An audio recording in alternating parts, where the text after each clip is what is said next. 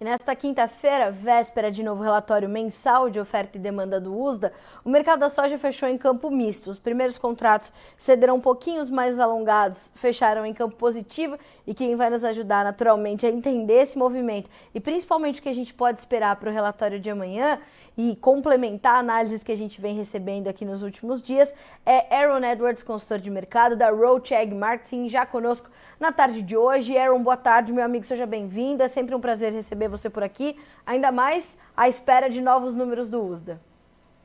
Boa tarde, isso mesmo. Pois dia importante amanhã. É dia importante. Aaron, sua expectativa está grande? Você acha que a gente vai ver mais um dia de conservadorismo do USDA? Como é que você está se preparando para receber esse relatório de amanhã? Olha, a expectativa do mercado é de cortes de produtividade, tanto para a soja quanto para o milho aqui nos Estados Unidos. E, na minha opinião, deveriam realmente vir esses cortes.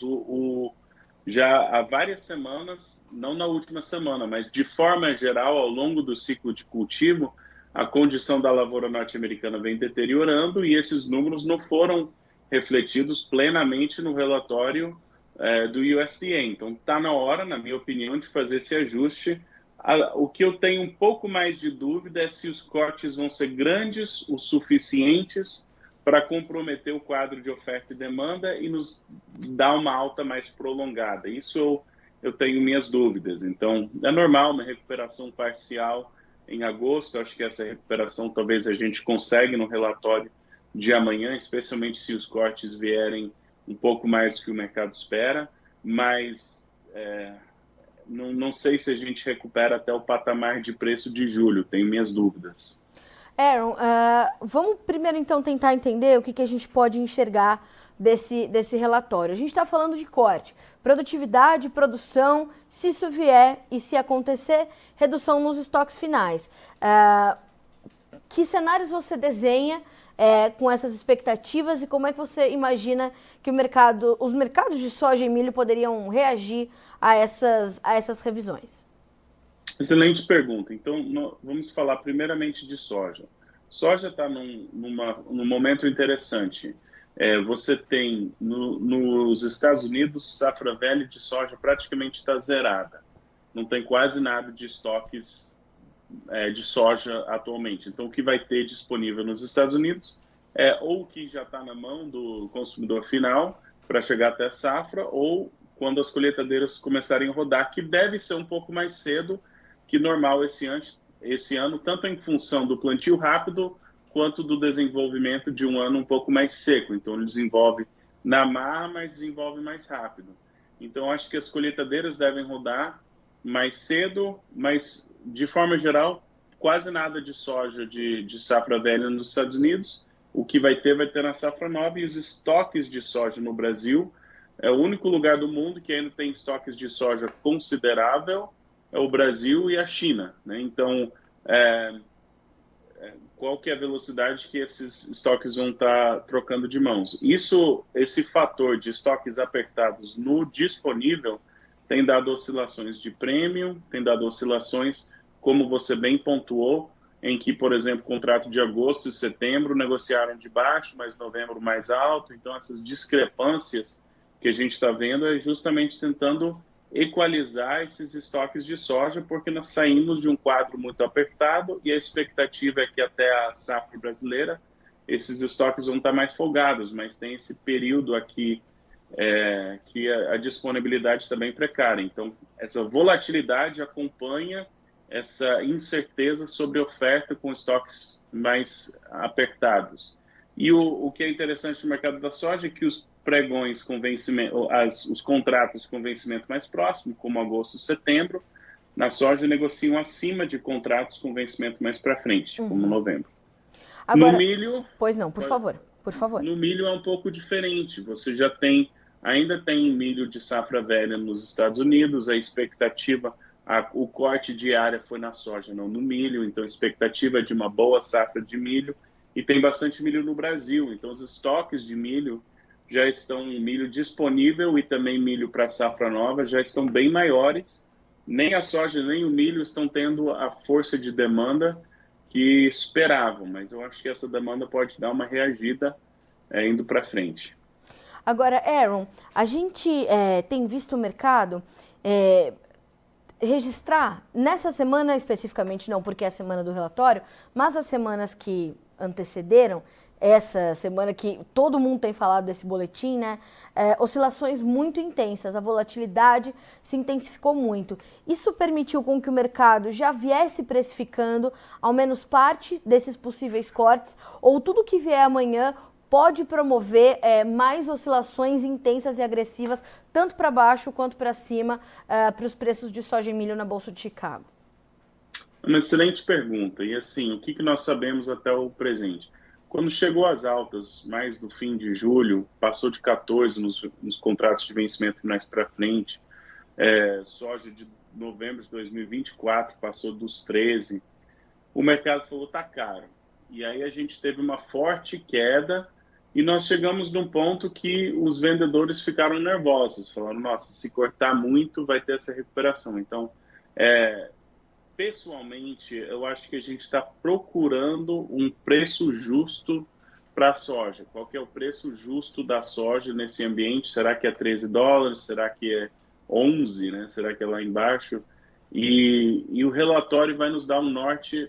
Eu acho que uma recuperação parcial é possível, mas eu tenho minhas dúvidas se a gente vai voltar e testar os patamares de preço de julho, em Chicago, pelo menos. Eu acho pouco provável no curto prazo que a gente volta a esses patamares. Aaron, como é que você tem sentido, no meio dessas informações todas que vão chegando e dessas especulações todas que vão se dando, o comportamento da demanda? Nós vimos acontecer algo que a gente não via há um tempo, que são esses anúncios diários de vendas de soja dos Estados Unidos serem mais frequentes. Me parece que os Estados Unidos agora está mais atrativo do que o Brasil quando a gente pensa em soja para os compradores internacionais. Como é que essas informações vão penetrando nesse mercado nesse momento de especulação e de entendimento da oferta, né? Como é que esses dados de demanda chegam para confrontar esses dados de oferta? É uma excelente pergunta e não só essa semana que você tem visto, que é uma excelente observação, mas eu acho que grande parte do que nós vamos estar discutindo nas próximas semanas, nós estamos naquele vão em que ainda não está na hora de plantar soja no Brasil, mas já não tem mais tanto risco climático nos Estados Unidos e também é o momento em que você tem soja disponível no Brasil competindo com soja de safra nova nos Estados Unidos. A demanda tem recuperado, as projeções da demanda, tanto dos Estados Unidos quanto do Brasil, são de fortalecimento e você tem que pensar que o comprador de soja, muito provavelmente ele está falando, olha, esses próximos meses, fim de setembro, outubro, novembro, toda a soja que eu preciso ter no meu inventário até a chegada da próxima safra brasileira, lá para março, maio, eu deveria já estar me programando para comprar essa soja a nível mundial. Porque o produto, quando acabar a soja disponível no Brasil, tem que esperar a próxima safra.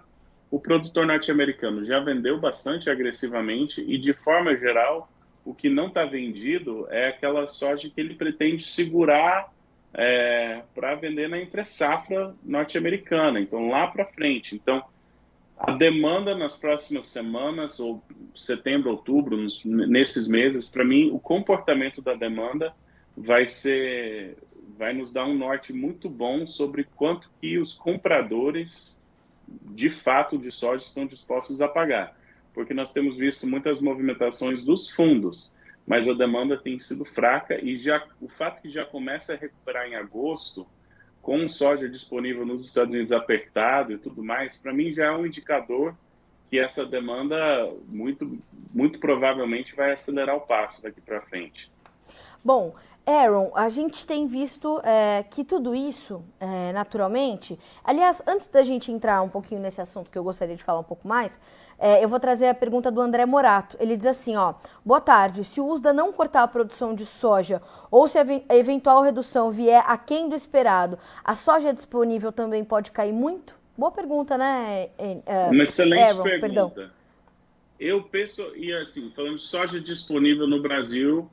E eu continuo achando que o prêmio vai dar uma sustentação e que o câmbio também pode ajudar um pouco, né? Então, para mim, eu trabalho com a temporada de venda, o horário, a temporada de vender soja disponível, para mim é setembro, novembro, né? Setembro, outubro, novembro, esse período que costuma ter fortes prêmios entre a safra brasileira, essa incerteza, quando você costuma ter fortes prêmios no Brasil e boas oportunidades de venda. Então, eu acho que a soja disponível muito provavelmente vai achar uma certa sustentação e possivelmente até ganhos, independente do que acontecer em Chicago. Mas, obviamente, é favorável se tem um choque de escassez que preocupa o comprador, melhor que soja em Chicago sobe. Mas eu não sei quão sensível a soja brasileira vai ser. Eu acho que pode surpreender positivamente para preço, mesmo se cair soja em Chicago. Isso porque, Aaron, a gente tem visto de fato que hoje a gente está construindo oportunidades melhores para quem ainda tem soja 22, 23 para comercializar. Os prêmios estão aliviando um pouquinho, né, um pouquinho mais positivos e deixando para trás valores negativos muito agressivos e dando essa condição. Por que a gente está vendo esse cenário, Aaron? Oferta e demanda, mas não tem mais soja disponível no mundo, muita soja. Então, quem tem soja, de forma geral, está no Brasil. E esse quadro vai ter competição com a soja norte-americana na safra norte-americana. Mas tem que lembrar que a safra norte-americana, sendo uma quebra ou não, pouco mais que metade da área é classificada como boa ou ótima e muito disso já foi vendido. Muitos produtores estão com 40%, 50% de sua lavoura vendida. Então, vai ser uma safra mais curta. O que ainda precisa ser vendido, de forma geral, é soja que o produtor falou, não quero $14, então está esperando algo mais que $14. Se vai conseguir ou não é outra questão, mas não tem tanta soja nos Estados Unidos para competir com a soja disponível no Brasil no curto prazo. Então, eu acho que esse impulso de sustentação na soja disponível brasileira, muito provavelmente, ainda tem um fôlego. Então, mesmo se Chicago cair, pode ser que a soja disponível se sustente. Tá. Aaron, quando a gente traz essas informações e acrescenta isso, as expectativas para a safra 2023-24 da América do Sul, em especial do Brasil, somos os maiores produtores mundiais, isso já começa a dar espaço, isso já está entrando na conta do mercado também. Chicago já sente a influência dessas expectativas de uma grande safra que deve vir da América do Sul também na próxima temporada. A gente está um mês de começar a plantar aqui no Brasil, né? Sim, eu diria que as prioridades de leitura do mercado hoje são, número 1, clima nos Estados Unidos / relatórios do USDA, né? Qual que é o tamanho da safra norte-americana? Número 2, qual que são as exportações, né? Qual que é a velocidade de demanda? Sim. E número 3, qual o tamanho da próxima safra do hemisfério sul, mas como você bem colocou, o Brasil, que é o carro-chefe. Daqui a poucas semanas, eu acho que o desenvolvimento da safra norte-americana vai embora, então número 1 vai ser exportação e demanda, e número 2 vai ser safra brasileira, e assim que começar o calendário virar para fim de setembro, começo de outubro, a todo vapor, a notícia principal vai ser a safra brasileira. Tá. E como é que a gente vê isso pesando para a formação dos preços da nossa nova safra aqui no Brasil? Olha, esse quadro de oferta e demanda, para mim, safra nova no Brasil, ninguém quer ser pessimista em relação ao preço, mas se o Brasil produzir 150, 160 milhões de toneladas ou mais, a Argentina produzir 45 a 50 milhões de toneladas ou mais, né? E El Niño, tudo isso, safra grande no hemisfério sul, esse quadro de aperto de oferta e demanda, eu não acho que vai mais ser uma característica desse mercado de soja como tem sido os últimos, desde 2020, né? Então, a gente está com 3 anos de laninha, estoques apertados, mercado altista, e agora nós estamos no momento de transição de 23, para mim é um ano de transição de mercado de alta para mercado baixista com soja suficiente, né, em que a oferta é maior do que a demanda. Então, para mim, eu estou preocupado sobre o nível de preço para a safra nova no Brasil, mas ainda tem muito chão para rodar antes disso ser uma realidade. Aaron, a gente tem também visto uma condição do produtor brasileiro de estar também muito atento a essas informações e acabar um pouco mais reticente nos negócios com a safra 23-24. O que vimos acontecer também para a safra 22-23 e vamos, portanto, carregando bastante soja para comercializar nesse segundo semestre, onde estamos ali disputando espaço, né, com os produtores americanos, os vendedores americanos, a soja americana, e isso eu percebo que vai ou pode acontecer também na safra que vem, na temporada 23-24. Essa é uma tendência ou a gente está vendo isso acontecer justamente por esse momento de achatamento das commodities de uma forma geral? A gente fala aqui de soja e de milho, mas sabemos que há uma pressão sobre mais commodities. Quer dizer, a gente pode ver essas estratégias de comercialização, esses planos comerciais ficarem mais alongados, ficarem mais escalonados, pelo menos enquanto tivermos esses preços mais achatados efetivamente? Sim, eu acho que o fôlego do produtor brasileiro de segurar a soja, talvez em parte uma leitura de mercado que acha que o preço vai subir mais.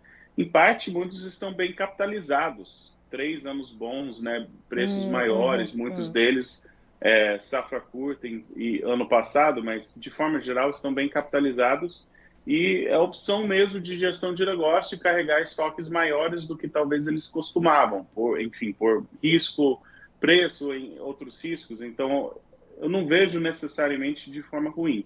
Mas como você bem falou, para mim, você tem que entender a motivação do que você está fazendo. Então, por exemplo, um produtor que tem capacidade financeira e capacidade logística para guardar uma soja a um custo relativamente baixo, para esperar na entre-safra, porque pode ser que a soja disponível tenha uma valorização, para os grãos que foram separados para essa estratégia, muito, obviamente, na primeira parte do ano, isso pareceu um absurdo e uma estratégia ruim, mas ainda tem chão, né? Vamos ver se essa estratégia realmente vai ser uma estratégia ruim ou não. Nós ainda não sabemos, acho que ainda tem chance de maior recuperação de soja disponível.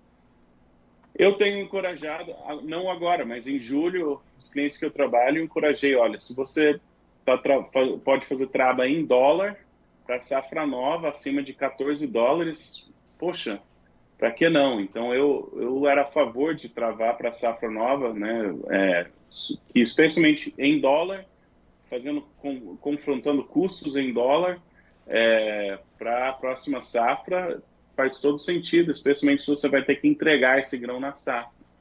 Mas o mercado muda todo dia, toda semana, toda hora, então tem que ter um plano, tem que ter uma estratégia. A principal coisa que eu tenho falado é você tem que começar a ter uma mentalidade mais baixista, que é de ser um pouco mais agressivo, e a gente está falando quase um ano antes da hora, né? Quase um ano antes de colher soja, 9 meses antes de estar colhendo soja, de estar travando porcentagens grandes da safra nova. Então, assim, isso é uma estratégia bem agressiva, com tanto tempo de antecedência, já está fixando essa safra.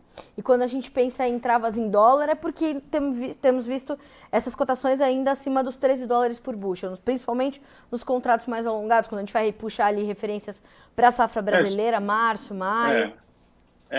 Recentemente não, mas assim, quando esses março e maio estavam acima de 14, ou até acima de 13,50, né, era oportunidade para travar. Agora, em reais, para mim, o câmbio tem muita incerteza econômica. Então, pode ser que o real continue valorizando frente ao dólar e a gente está indo no rumo dos 4, mas eu tenho minhas dúvidas e eu acho que a gente pode ver uma recuperação, que o câmbio pode também ajudar o produtor. Então, se você tem compromissos em reais de safra nova, talvez é mais proveitoso esperar um real melhor para você fazer compromissos. Por isso que tem que saber, né? O compromisso é em dólar ou em real? Tem capacidade de armazenagem, capacidade financeira, sim ou não? Você vai estar entregando na safra ou pode segurar? Então, todos esses fatores têm que interferir na boa comercialização. E a resposta certa é um pouco diferente para cada fazenda. Aaron, como é que a gente tem uma pergunta aqui bem boa também do Jonathan Freitas, e aí acho que vale também a tua experiência, né, enquanto não só analista de mercado, consultor de mercado, mas estando nos Estados Unidos. Ele diz assim, o Jonathan Freitas: boa tarde, Carla, o que o Aaron vê lá e se acredita em um relatório tradicional e conservador dessa vez? Como é que você tá esperando esse relatório? O conservadorismo pode falar um pouquinho mais alto, Aaron? Eu antecipo cortes. Eu acho que está na hora de trazer cortes Chegou a hora, né, Aaron? e eu acho que vão realmente cortar. A brincadeira que falo de relatório do USDA é que pode não ser certo, mas é oficial. Né? Então, assim, se for algo muito dramático, se não houver cortes ou eles aumentarem a produtividade, eu acho que pode até ter um efeito quase que contrário, que o mercado fala, não, isso aí está errado. Né? Então, mas eu antecipo o corte, sim, mas o que muitos não estão percebendo, especialmente no milho, é que os estoques já estão bem mais folgados com a situação atual. Então, você precisa de um corte muito drástico ou um aumento significativo de demanda para você mudar as expectativas, não sobre a oferta, mas sobre quão apertado está a situação dos estoques. Soja ainda está com os estoques apertados, mas milho não mais. E então, isso quanto que é muito, né? Se tem milho ou soja suficiente, importa se é suficiente mais 1 ou 2, ou suficiente mais 10, né? É o suficiente.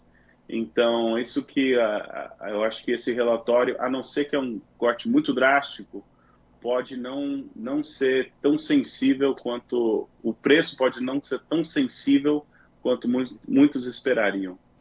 O Ronaldo Sobreiro, será que vão aumentar a área? Imagino que ele pergunta sobre a safra brasileira. Como é que você está vendo a nossa nova safra de soja, Aaron? Quais são suas expectativas? Tradicionalmente tem aumento de área no Sim. Brasil, e é normal que tenha esse aumento. Então não é diferente dos Estados Unidos, em que você tem, de certa forma, uma quantidade limitada de terra e troca de mãos entre soja e milho. No Brasil, o normal é aumento de área.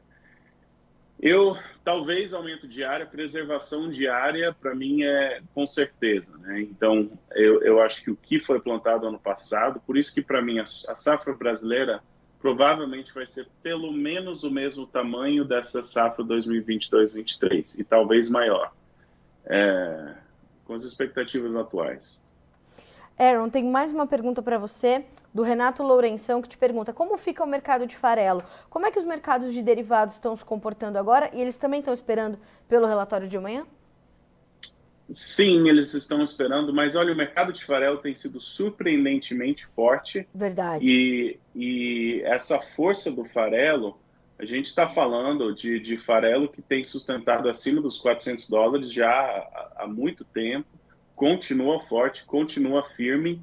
E essa é a situação, para mim, que com inflação, né, a gente pode ver preços históricos. Mas o que é o novo normal depois desse período? Toda vez que você tem um período de alta, como foi lá atrás, 2012, 2013, ou até antes, na crise imobiliária, 2008, 2010, então, toda vez que você tem anos prolongados de um cenário altista, elevação de preço, quando o preço volta, ele volta para um patamar de preço que o novo normal é um pouco mais alto. Então, se antes era soja de 8, 9, 10, será que as baixas vão ser 8, 9, 10 ou vão ser 10, 11? Né? Nós não sabemos. Então, acho que o farelo tem trazido evidência que é um patamar de preço mais elevado que justifica uma soja a um preço mais elevado. Isso é muito encorajador. Se farelo está forte, exportações estão fortes, tem fôlego para ainda ser otimista em relação ao preço da soja, pelo menos no curto prazo. Bom, o Luciano Porto diz assim: Aaron, cheguei atrasado no chat, mas o que ele falou sobre as perspectivas do preço da safra velha? É um momento interessante, né, Aaron, aqui para o brasileiro. Tem formação de preço, é Chicago, prêmio e câmbio. Eu acho que o prêmio, a tendência do prêmio é continuar valorizando.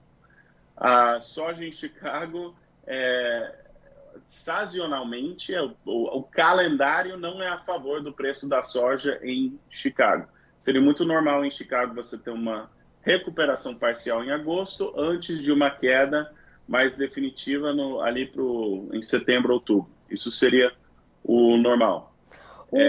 E o câmbio eu acho que pode fortalecer. Então, colocando numa balança, se o câmbio e o prêmio vão ajudar a soja disponível e Chicago vai pesar contra, qual que vai pesar mais? Eu ainda sou otimista em relação ao preço em reais da soja disponível no Brasil. O pessoal da Seragro JT. Boa tarde, Aaron. Nesta atual situação, a soja a R$140 seria uma boa opção de contrato?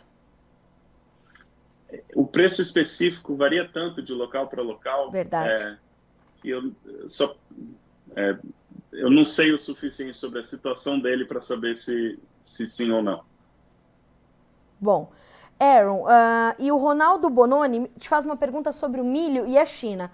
Como que a China está com previsão de importar quase 200% a mais de milho no ano 23 comparado a 22? Os preços, será que podem cair mais no Mato Grosso? Os preços de milho estão bem pressionados no Brasil, né, Aaron? Mas a nossa demanda também tem sido bastante forte, né? Excelente colocação. Eu sou um tanto quanto otimista em relação ao milho disponível, mas tem algumas ponderações. Primeiramente, as pilhas de milho a céu aberto precisam ser limpadas antes de começar o período da chuva, ou senão vai ser uma bagunça tremenda e vai estragar milho. Então, quem tem milho e não tem como guardar isso quando começar as chuvas em poucas semanas, isso é um problemão a nível Brasil, certo? Então, o que é encorajador para mim sobre o milho é que o milho está operando lateralmente em reais no mercado brasileiro, e eu até antecipo que está trocando de mãos nesse patamar, mas o que é interessante para mim sobre isso é o seguinte: o preço sobe e desce em Chicago e quase não mexe em reais, então tem demanda para o mercado brasileiro, o confinamento é rentável. Outra coisa que é encorajador sobre isso é que assim que terminar todos esses estoques que tiver com milho bem armazenado, a próxima oferta de milho significativa vai ser o milho safrinha do próximo ano, e milho safrinha é sempre uma incógnita, e o milho que pode ser bem armazenado está competindo com o milho dos Estados Unidos, que o produtor norte-americano está paciente nas vendas igual o produtor brasileiro. Então eu acho que ainda tem chance de uma forte demanda pelo milho brasileiro, e muitos compradores estão querendo garantir que eles vão ter os estoques necessários no curto prazo. Então, não sei se sobe esse preço do milho nas próximas semanas, mas eventualmente eu acho que o milho brasileiro tem fôlego, sim. Bom, vem aí a boa notícia, portanto, vamos acreditar. Aaron, te agradeço muito, meu amigo, pela disponibilidade, pelo tempo e por estar conosco. O Ronaldo está te agradecendo pela resposta, eu também. Então, Aaron, obrigada mais uma vez por estar conosco, por trazer essas expectativas para o relatório de amanhã. Certamente amanhã ainda vamos ter também a sua perspectiva sobre o andamento dos preços e tudo mais. E amanhã vai ser só uma parte dessa digestão toda dos números, né, Aaron? Vem um final de semana na sequência, segunda-feira tem mais, né? Exatamente. O mercado vai ter 2 horas para dar sua opinião, ou seja, quase nada, né? Então, vai ser significativo amanhã, mas ainda segunda e terça ainda vai ter muita negociação que vai estar definindo a tendência depois desse relatório. Maravilha. Aaron Edwards, obrigada, meu amigo. Bom restinho de quinta-feira para você. Bom relatório amanhã e a gente continua se falando. Um abraço, até a próxima. Abraço. Até mais. Senhoras e senhores, Aaron Edwards, consultor de mercado da Roach Ag Marketing, conosco nesta quinta-feira para a gente esquentar os tamborins aqui antes do relatório do USDA. Amanhã, 13 horas, horário de Brasília, os números serão divulgados. Naturalmente que há volatilidade, há especulação em torno do conservadorismo do USDA, então muito pode acontecer. Segundo o Aaron, ele já está antecipando cortes, ou seja, ele acredita que o mercado vem com números menores de safra ou produção de soja, números menores na produtividade também, números menores de produtividade e produção de milho, isso tudo implica em estoques finais menores também. Agora, quanto do mercado ou quanto o mercado ainda vai trazer de reflexo para os preços diante desses números. Tudo vai depender do teor dessas informações. Então amanhã tem que estar todo mundo ligadinho às 13 horas horário de Brasília e começar a receber esses números. É muito importante a participação de vocês aqui no chat, né, e ter essa interação com os nossos entrevistados, porque assim a gente consegue também saber mais a fundo quais são as suas demandas de comunicação, ou seja, que tipo de informação você precisa saber agora para tomar boas decisões. Então continue participando, continue, né? Porque você ouviu o Aaron. Sexta-feira, amanhã, é dia de relatório, vamos ver como é que fica o mercado. Agora, segunda e terça, ainda tem o rescaldo, né? Aquela ressaca do USDA ainda vem segunda e terça. Então, a gente te espera com uma programação que vai continuar, claro, a trazer essas perspectivas todas e, claro, e acima de tudo, como isso forma preços para o produtor aqui no Brasil. Vamos ver como ficaram as cotações dos grãos negociados na Bolsa de Chicago? A gente vai com os números na sua tela e a gente começa com os dados da soja. Bom, são para o agosto 14 dólares e 12 centes por bushel, 19,5 pontos de baixa. O setembro, 13 dólares e 52, 3 pontos mais 25 de queda. Novembro, referência para a safra americana, contrato mais negociado agora. 13 dólares e 18 centes por bushel, subindo 9 pontos mais 75. Mesmo ganho no janeiro, que vai a 13 dólares e 28. Preços do milho agora? No milho, fechamento positivo, leves altas sendo registradas. Setembro, 4,83. Dezembro, 4 dólares e 96 centes por bushel. Março, 5 dólares e 10. Maio, 5 dólares e 18. As altas aqui variaram de 1,75 a 2 pontos mais 25. Para finalizar, as cotações do trigo, que fecharam também em campo positivo e bem próximas da estabilidade. Setembro, 6 dólares e 37, subindo 2 pontos mais 75. O dezembro, 6 dólares e 63, 2 pontos de alta. O março, 6 dólares e 87, estável sem variação. O maio, de 24, 7 dólares e 2 centavos por bushel, baixa bem tímida de 0,25. Bom, mercado então estável, misto, sem direção muito clara para esperar os novos números do USDA, que a gente espera por aqui também. Você recebe em primeira mão, já convertidos, para que você entenda quais serão as reações do mercado a partir daí, claro, como isso impacta no seu mercado. A gente fica por aqui com este boletim, com a nossa programação de hoje. Na sequência tem Líderes do Agro, com meu amigo Marcelo Prado. Então continue nos acompanhando para ser sempre o produtor rural mais bem informado do Brasil. Amanhã, 9 horas da manhã, a gente se vê no Bom Dia Agronegócio. Até lá!